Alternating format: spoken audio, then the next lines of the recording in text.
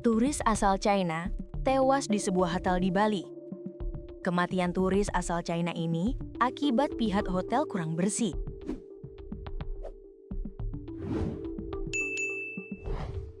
Pada kasur tempat jenazah turis asal China ini ditemukan banyak kutu busuk.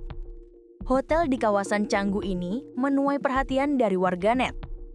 Korban berusia 25 tahun berinisial Y ditemukan tak bernyawa setelah mengalami muntahabat dan menggigil berjam-jam di hostel yang hanya bertarif $9 AS atau sekitar Rp150.000 per malam.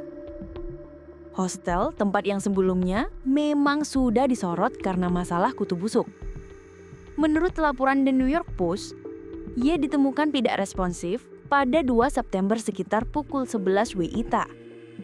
Ia ditemukan dalam keadaan setengah telanjang, tergeletak di ranjang susunya di kamar dormitori yang ia sewa dengan harga murah tersebut. Teman sekamarnya, Leila Lee, yang juga mengalami gejala keracunan parah, menggambarkan momen ketika kondisinya memburuk drastis.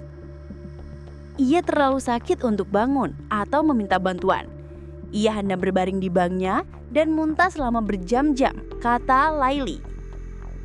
Laili sendiri 3 kali mendatangi pusat medis lalu dirawat intensif selama 5 hari sebelum akhirnya selamat.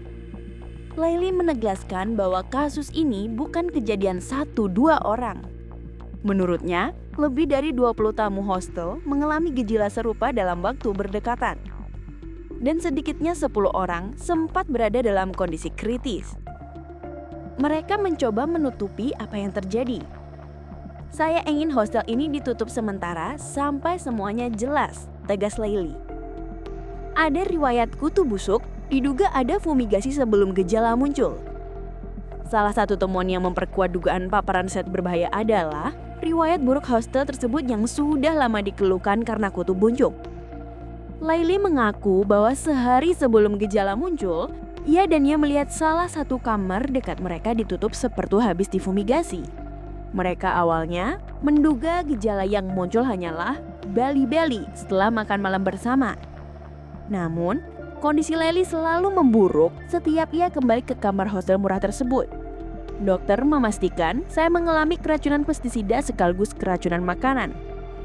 Setiap saya kembali ke kamar untuk istirahat, gejalanya muncul lagi, ujar Laili.